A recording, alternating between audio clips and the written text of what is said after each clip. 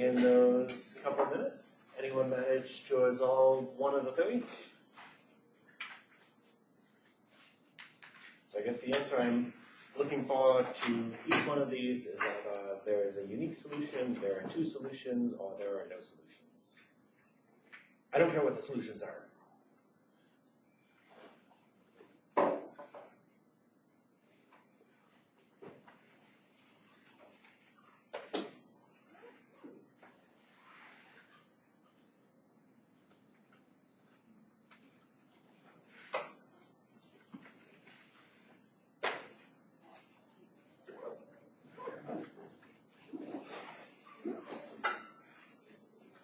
Well, let's talk through one of them.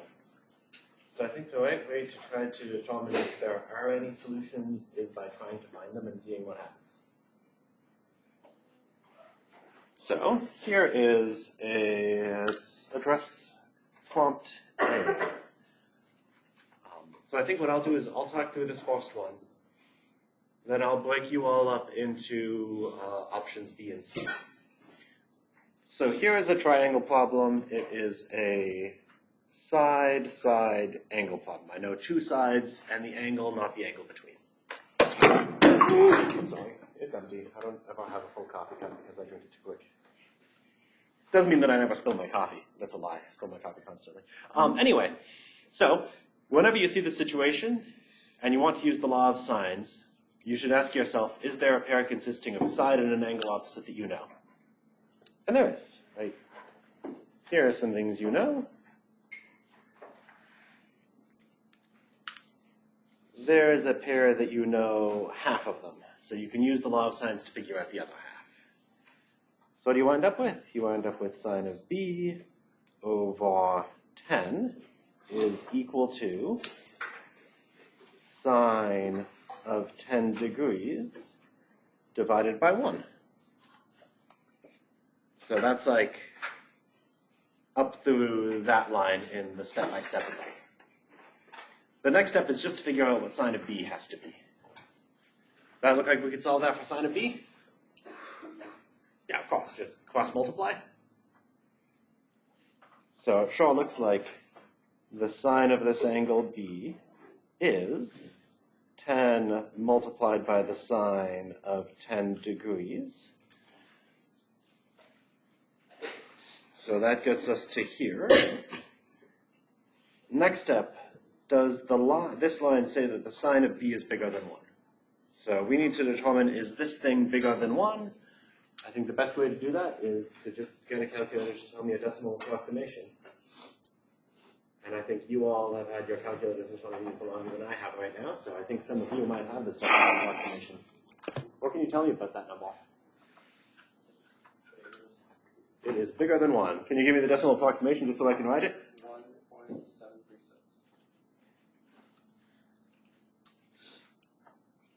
Cool. So, what conclusion can you make? There are no solutions. Sine can't be bigger than 1.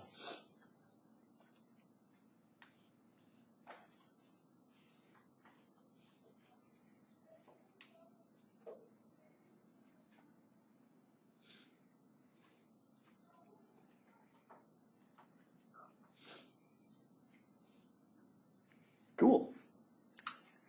All right.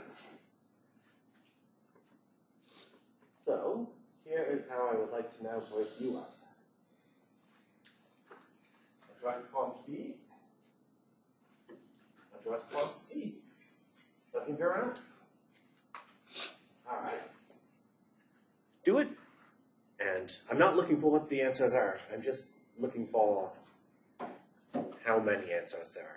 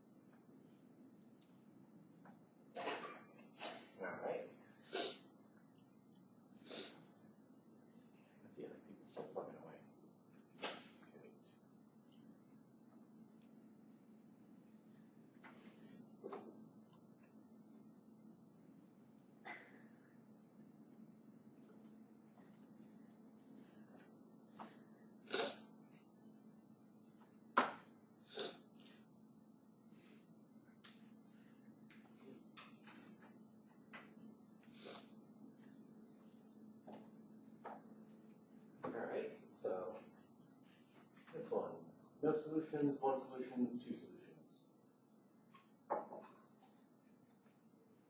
No solutions. One solution. There are two solutions. Cool. I see some hands going up. Okay, should we talk to it? All right, let's talk to it. So you got sine of b, and I think I just care about the decimal approximation. What was the approximate value you got for sine of b? 0.52. I think that's enough precision for my hypothesis. Should I say anything about that step? Awesome. So those of you who said 2, what did you check to do that, to make that conclusion? I think I agree. What did you do?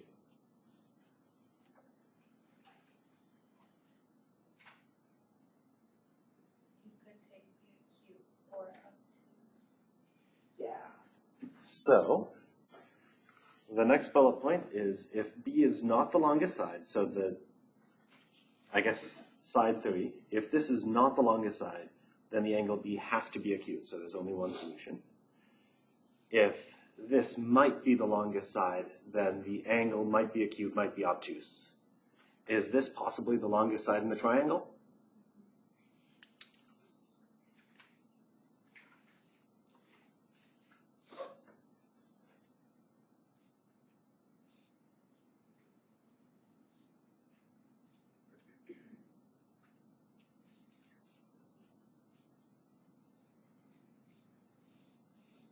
So there are two solutions, the acute solution and the obtuse solution. You could find them now, but that wasn't the point of this problem. How many people did wind up just finding them? Okay, I guess that's one way to check there are two solutions. You find both solutions. Item C, the last one on the list. No solutions, one solution, or two solutions. No solutions, one solution, two solutions. Cool. I agree with those hands that went up. Can we talk to it? Okay, seeing no heads nodding. I guess you wind up with a decimal approximation. It winds up being less than 1. What decimal approximation did you get? 0.0579. That's enough precision for me. Because all I care about is it bigger than 1? And it's way smaller than 1. The next thing to ask yourself is it possible that the side opposite B might be the longest side? Is it possible for that to be the longest side? No. It's not drawn to scale if 3 is bigger than 1. So that angle has to be acute. Can't be obtuse. Only one solution. It's the acute solution. Those ideas seem sensible enough? Nice. And now that you know how many solutions to expect, you could find them by following the rest of the steps in this guide. Feel pretty good? All right. So, what tricks, well, maybe I'll show you what's in the extra credit. We didn't say why this area formula is true. But like, it's not hard. It's 1/2 base height. Compute the height, plug it in, you'll get the area formula we got. Do that as an extra credit. Once you have that area formula will give you the law of sines by just computing the area formula 3 different ways. Area formula needs a side, an angle, and a side. There are 3 different ways to pick that. They should all give the same area. Write those 3 things down, you'll get the equations that give you the law of sines. Do that. That's an extra credit. I guess you have to do the area formula before you can do the law of sines one, though. There's another extra credit. So we talked about using this technique to determine heights of things. We did like that quick surveying example. We can determine the height of a building on campus. I guess this says Hibbard. I think you can do this for basically anything if you can measure some angles. Yeah. And in fact, my intent, depending on what progress we make today, is that's what we're going to do on Monday. Those who show up on Monday will receive a more or less free extra credit in that. We'll go through this, and then you'll just have to present it to me at some point. But we'll have all the work done. All right, let's talk about the law of cosines.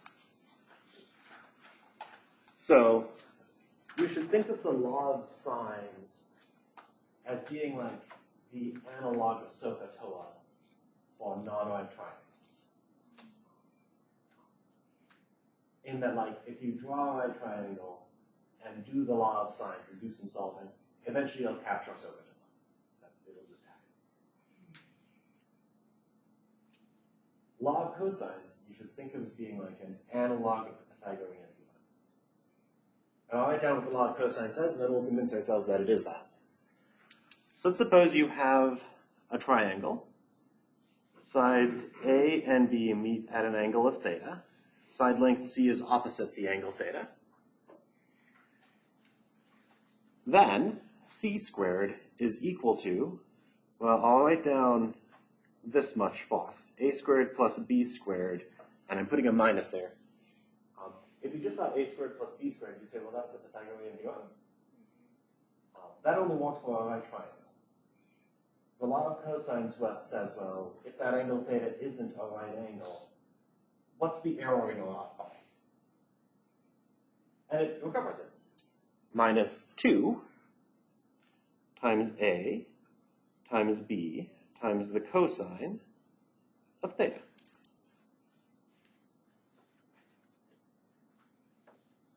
That seems fair enough?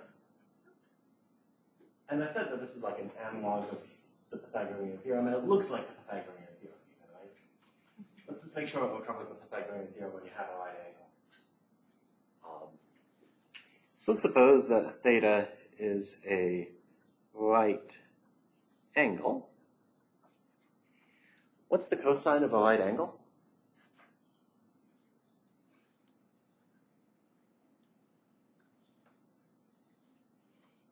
Follow your units off if you need to. It's 0. All right, if you start at 1, 0, you rotate up by a right angle, you end at the point 0, 1, cosine is the x-coordinate. So if theta is a right angle, well, cosine of theta is 0, so the law of sines, cosines, says c squared equals a squared plus, capital A squared plus capital B squared minus 2 times A times B times 0. Drop that. It gives you the Pythagorean identity. You know, that seemed pretty okay. Let's use this to do some things. Here is a non-right triangle, not drawn to scale. That angle is pi over 3. Has anyone noticed that absolutely all of the triangles I've provided in the notes for the whole of this chapter have all been the exact same triangle? Mm-hmm. Yeah, called laziness. Well, but I kind of have to, because I can't draw a picture to scale if it turns out that there are no solutions to this triangle problem. There's nothing to draw. Anyway, you think you could use the law of cosines to find that side length C? Cool, do it.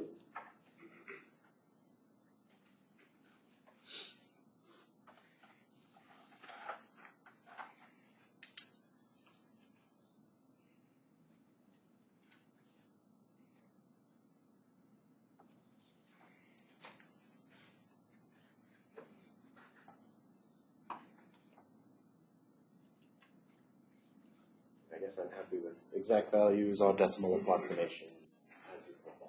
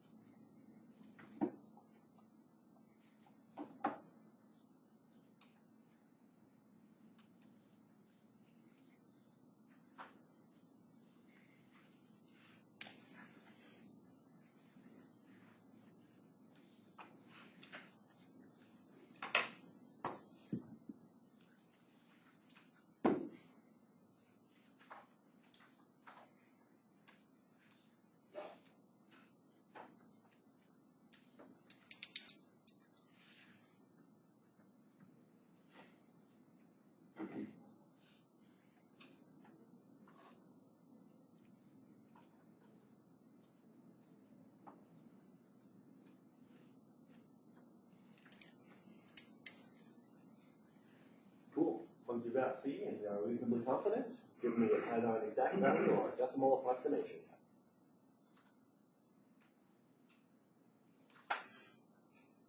I guess you can become confident by comparing with those around you. Square root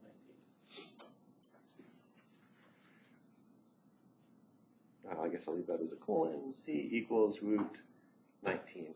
I didn't check it. Do I hear a second? Cool. Do I hear any columns to talk through it?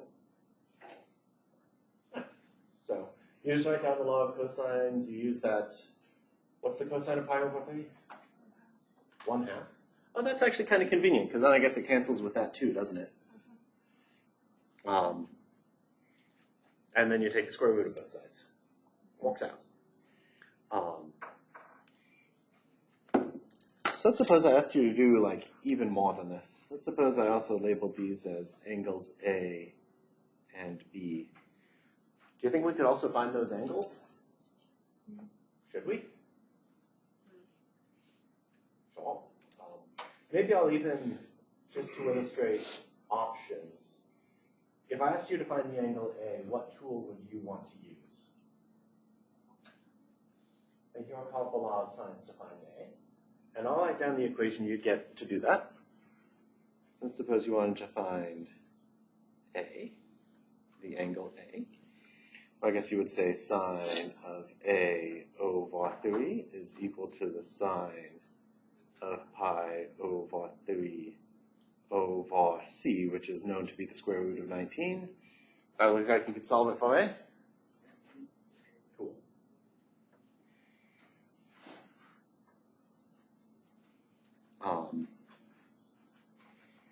And let's see, there's always one thing you have to worry about when using the law of sines to find an angle. You need to be worried whether the angle might be obtuse. Is it possible that that angle might be obtuse?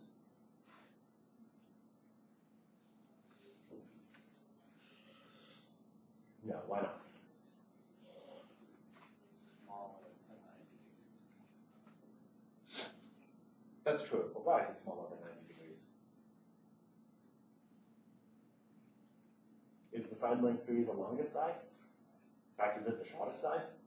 Yeah, so that should be the smallest of all three angles, can't be obtuse. So if you're going to use the law of sines, after you know all of the sides and one of the angles, make sure you're not trying to find the angle that might be obtuse. While I was stalling, how many people just found the angle?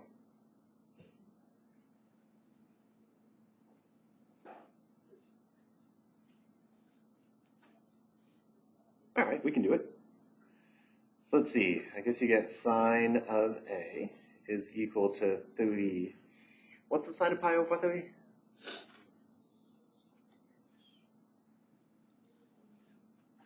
Root 3 over 2. So move this 3 over.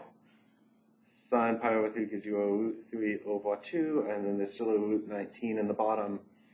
It looks like I just now need to take the inverse sine of that. Because I know it's going to be acute. The angle A will be acute. It'll be the thing inverse sine tells me.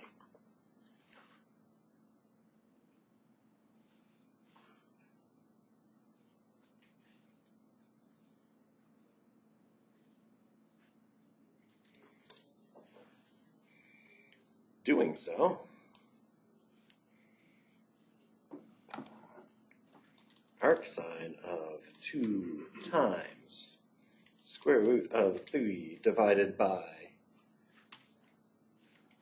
Chris, don't hit the caps lock button.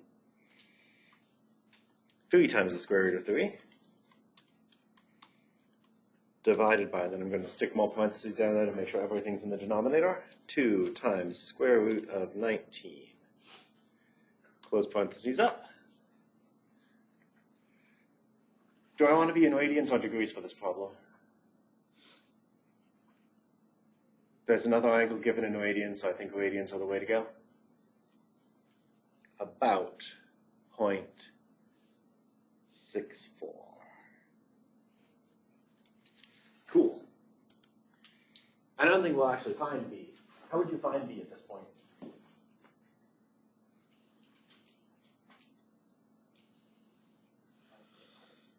Angles have to add up to pi, so you can figure out B by subtracting pi from the denominator too. Instead, I'm going to give you another technique to find the angle A.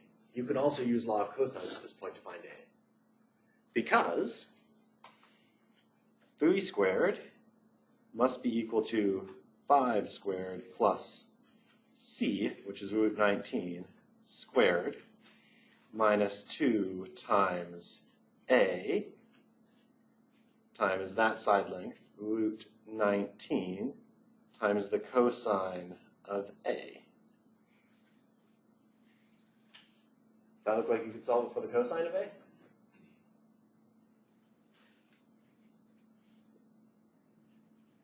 I think so. I guess maybe we should start by simplifying this. 5 squared is 25. 25 plus 19 is, gosh, 44? Cool. So I'll start by 3 squared is 9 minus 44. Then I guess I'll need to divide by all of that stuff. Negative 10 times root 19. Not cosine theta, cosine of A. Oh, cool. Could you now solve that for the angle A?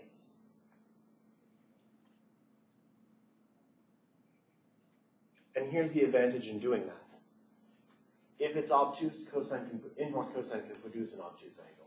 Inverse cosine will produce an angle between 0 and pi radians. Those are all the angles you're allowed to see inside of a triangle. So using inverse cosine, you have this reduction of the mental load to use it. You don't need to worry about the acute versus obtuse problem. So let's use it to do that. So I guess that means A is Gesundheit, the inverse cosine of, let's see, let's deal with the negative sign.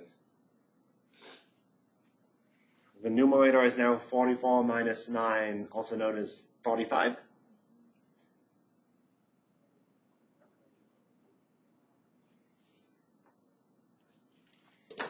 Let's just see what that is. It better be the same as what we already got. Arc cosine of 45 divided by, parentheses matter, divided by 10 times the square root of 19. Close parentheses for the denominator, one more close parentheses. Is that the same as what we got before? That's weird. Thank you. Oh, God damn it. Numlock's not on. Now is it the same? That's good. Okay, good. And right, there's always this danger of, like, when you do the same computation 2 different ways, if there's a silly mistake like that, you look like an idiot. On the other hand, if you do the same thing 2 different ways and get the same answer, now you should be really confident that there's not a silly mistake. Cool. So here's a flowchart which just summarizes the content of the past, well, I guess, 3 lectures. Let's suppose you want to solve a triangle problem.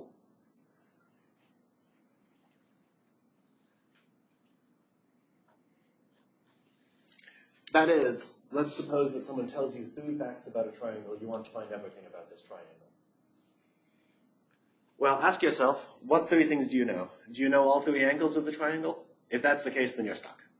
If that's all you know, then you don't actually know the triangle, because the sides could be scaled however you want. If you know 2 angles and a side, then first find the third angle. The 3 angles have to add up to 180 degrees or pi radians, so that's easy. Now find those missing side lengths using the law of sines. If you know if it's a side-side angle triangle, first use the law of sines to figure out sine of one of the missing angles. Use inverse trig to find that missing angle. There might be 2 solutions. There might be no solutions. Then find the third missing angle, use the law of sines to get the third angle, to get the third side.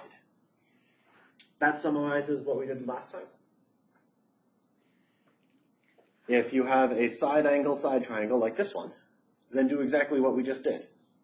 Use the law of cosines. Doesn't need inverse trig, so cross that out. That's an error on my part. To find the missing side. I guess you need the law of cosines and a square root to find the missing side. Next, you can use the law of sines or the law of cosines if you want, together with some inverse trigonometry to find a missing angle.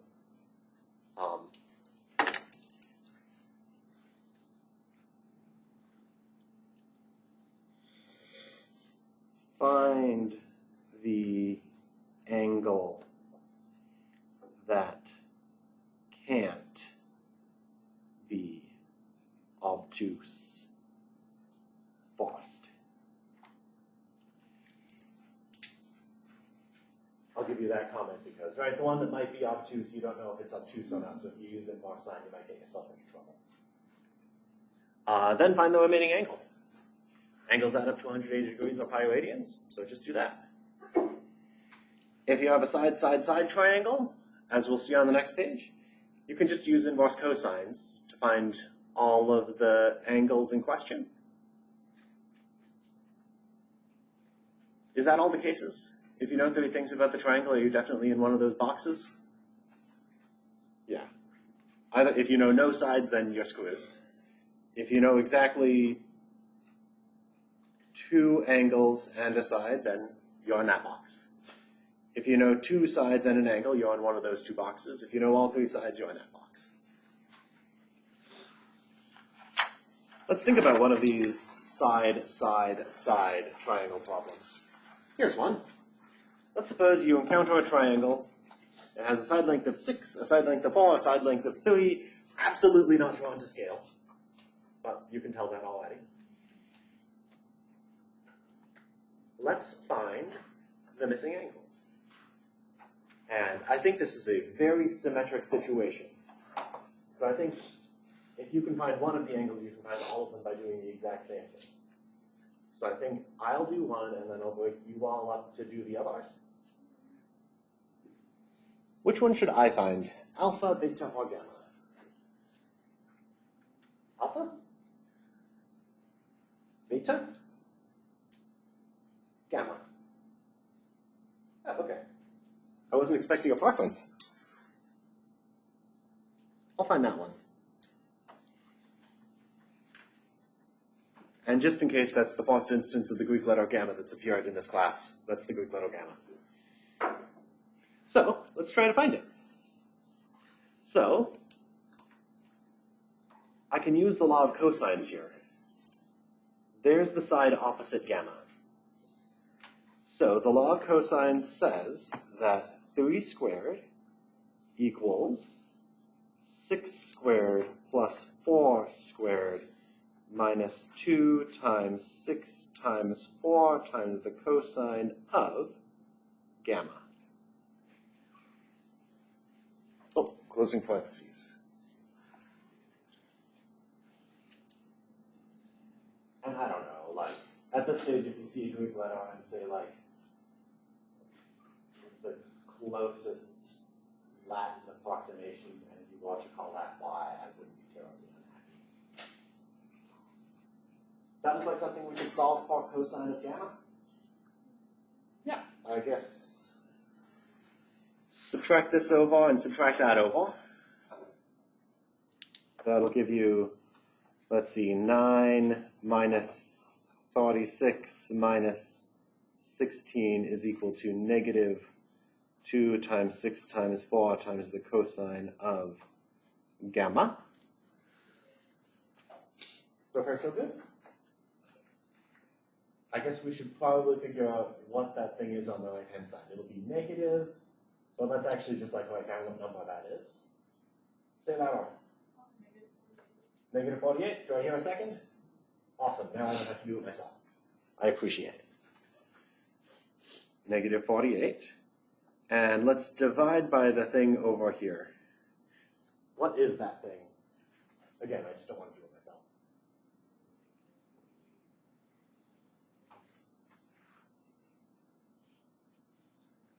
You didn't sound confident, though. Okay, I mentioned negative 48 was for that. Oh, that's negative 48. Okay, so I should divide this by negative 48. Oh yeah, what am I doing? This is odd. Odd minus even will be odd. So yeah, I should think critically about what you say, just as much as you should think critically about what I say. The first one is negative 43. Very good. So cosine of alpha is apparently negatives cancel. 43 over 48. Is that enough information that we can determine the angle itself? Yeah, and it's not alpha. Gamma.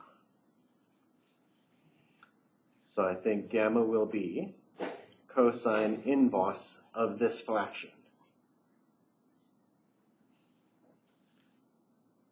And 43 over 48 is definitely not a number that I just see on the unit circle. So to figure out what that is, I think the best I can do is use a calculator to get a decimal approximation. What is that number? 26.38 Degrees or radians? degrees. Cool. Let's ask ourselves this question as a follow-up. Based on the context provided by this problem, should we walk in degrees or radians?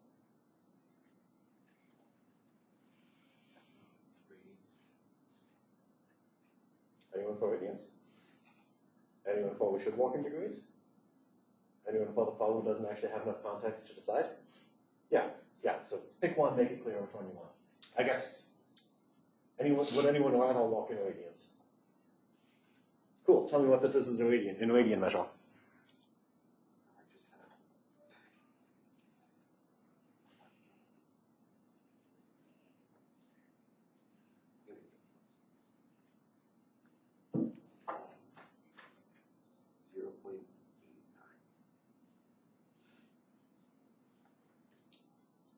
Cool. Do you think you could now independently determine either alpha or beta by following a very similar strategy? I read it all. It's 0.46.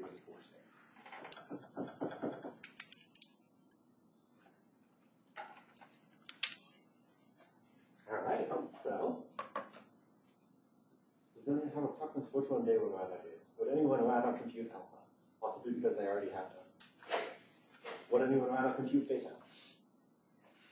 Okay, seeing no preferences, alpha, beta.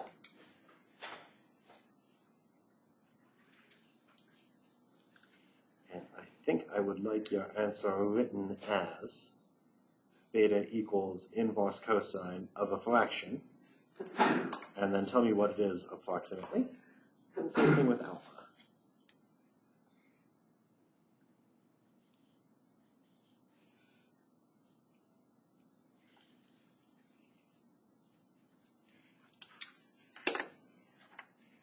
I believe what I did on the screen.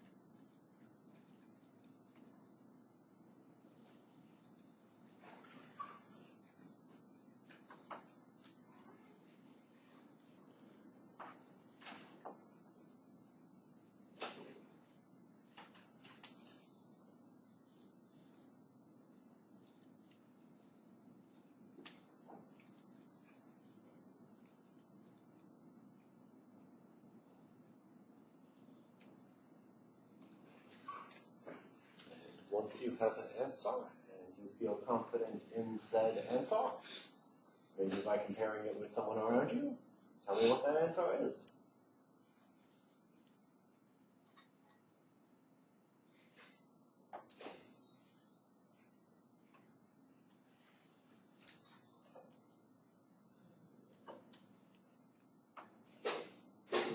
Is 36.3 degrees.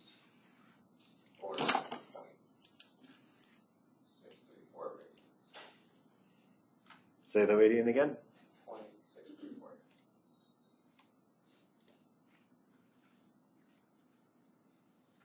Yeah, I guess those two check out. All right, so there is the angle alpha. Do I hear a second? What was the thing inside of the inverse cosine?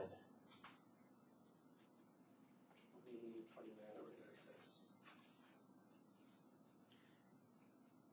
Like that? Awesome. Cool.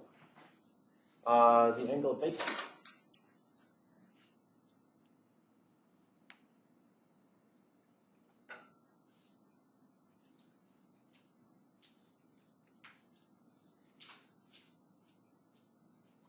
I think I saw some of them looked like they were totally reasonable answers written down. I think.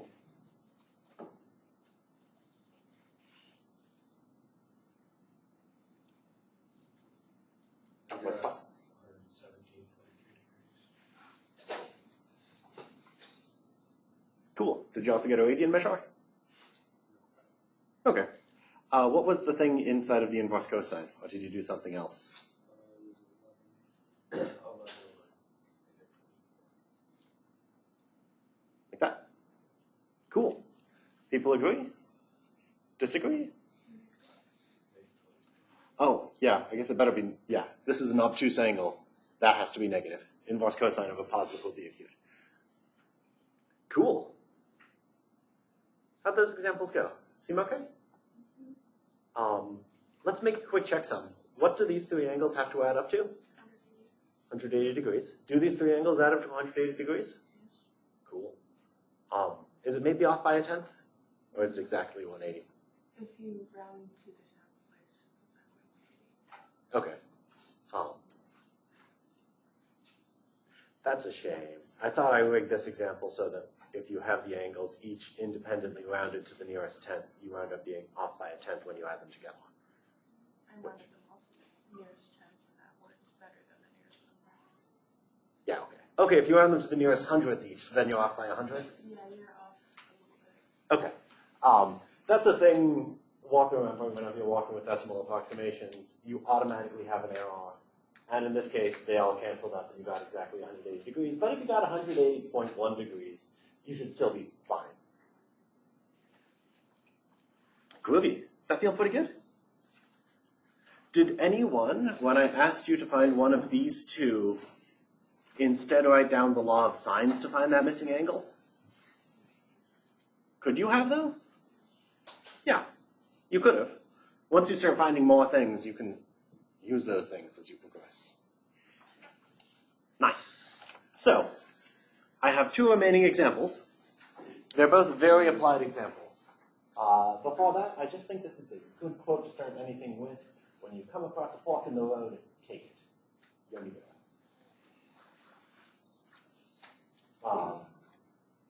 Right, I have no patience for watching sports, but there are so many fantastically silly quotes by athletes. Football is like chess, but without the dice. Lucas Podolsky. Anyway, let's try to address some of these problems, which have nothing to do with those silly quotes. While walking in the woods with Robert Frost, you come across a fork in the road.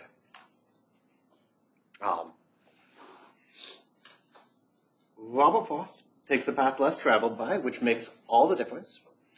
Well, you take a look at the two paths and say, well, this one looks like it's been maintained. I don't feel like off-roading. You're going to get ticks.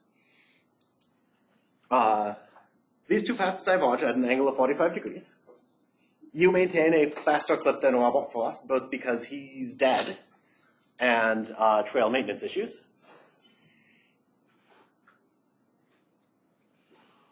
You walk for like an hour? Yeah.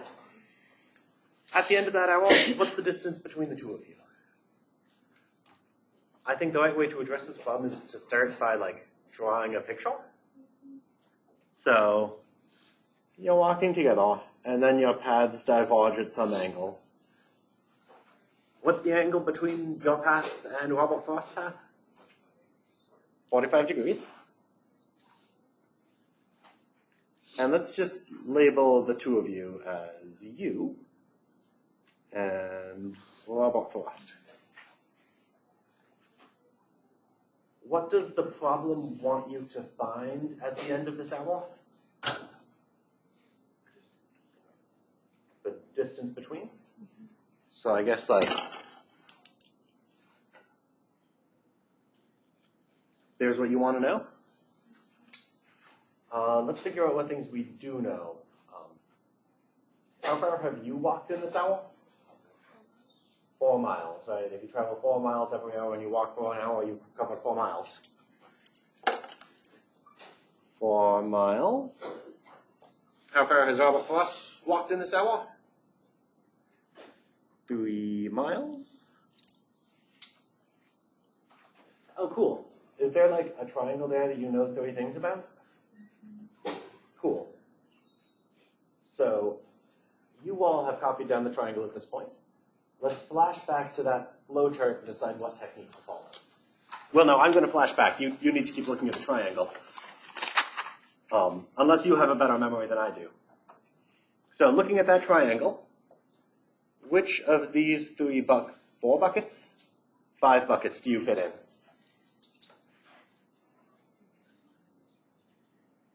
You know a side and a side, and you know the angle at which they meet. Use the law of cosines to find the missing side and then go from there. In fact, just finding the missing side, would that just make you happy? Yeah, this problem doesn't care about those other 2 angles. So, let's find them. And maybe I'll give you all a choice with 5 minutes on the clock. I do or you do. Should I do any talking right now? Excellent. Then I am just going to be quiet for a little bit.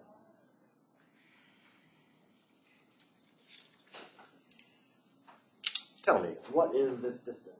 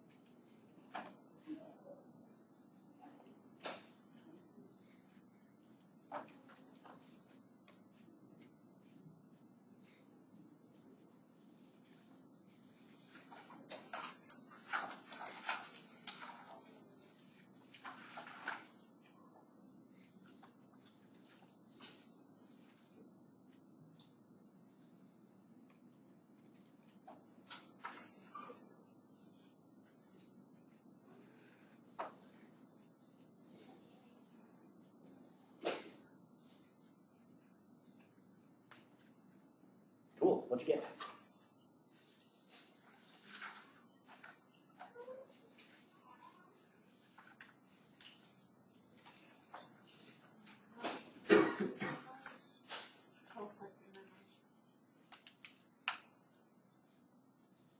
Like that?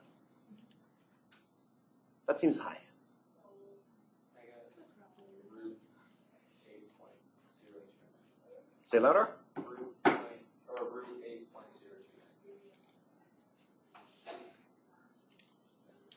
Do I hear any other answers?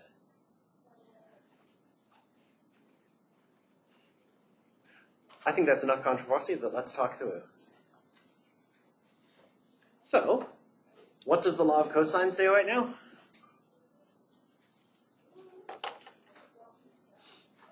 It says that this distance squared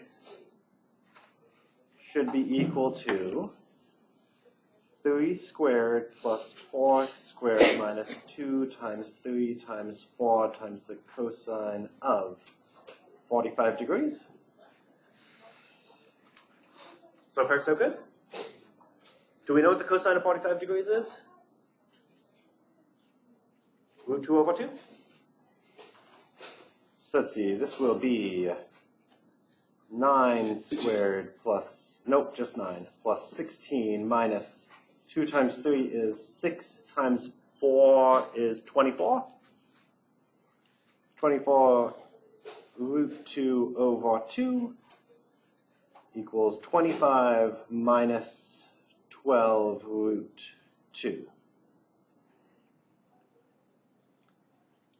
And I suspect that the answer of 12 miles might have come from not taking the square root.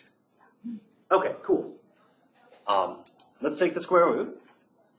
It looks like I'm going to get question mark being exactly equal to the square root of 29 minus 12 square root 2. And I think if I wanted to know what that is, I'd have to use a calculator. So let's use a calculator and see what we get. Square root of, no, not 25. 9 plus 16 is 25, not 29. Jesus.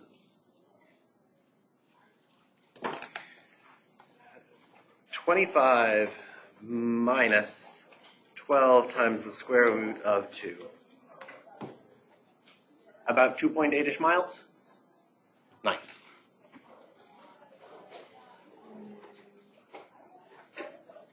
I do anything wrong? You get something different? By a lot? Well, I guess by some is just as bad as by a lot. Why is this 12 and not 24? Because of this divide by 2.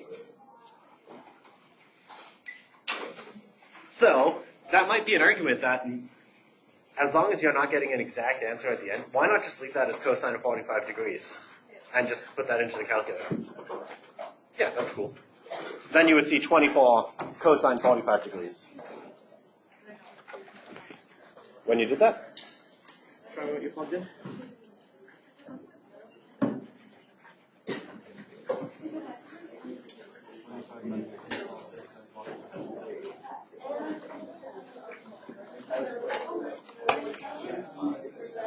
Oh yeah, I am at time, so you should be going.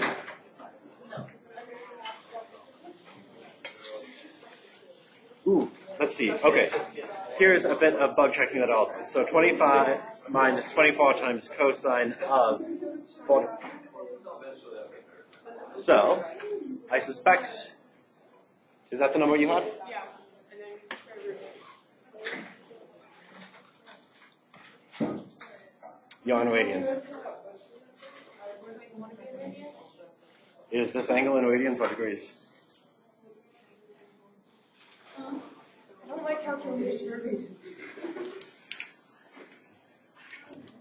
That's fair. It's just something you always have to worry a little bit about. Like, is this number in radians or is it in degrees? Because It doesn't look that problem makes sense as both, like in my head, like number-wise, kind of. Like, as your final answer, in a way. oh, sure, yeah. The like it wasn't like a negative number at the end. Yeah. It's like 0.5 off. Yeah. 45 radians is way bigger than you would see in this diagram because that's like, Yeah. so like, in that sense, the number is not reasonable. Yeah. Yeah, that's a super easy mistake to make, and in the process of grading that exam I'm grading, there are plenty of people who just are off by being in radian mode instead of degree mode. It happens. I don't know about the degree mode, and I don't know how to switch it out on the calculator, so I just went with Oh, do you have your calculator on you? No, I Oh, okay. There's a button that says mode. yeah. Yeah, I don't use computers. Yeah. Alternately, you could have multiplied things by like pi over 180 to like, be careful. Such is life. See you.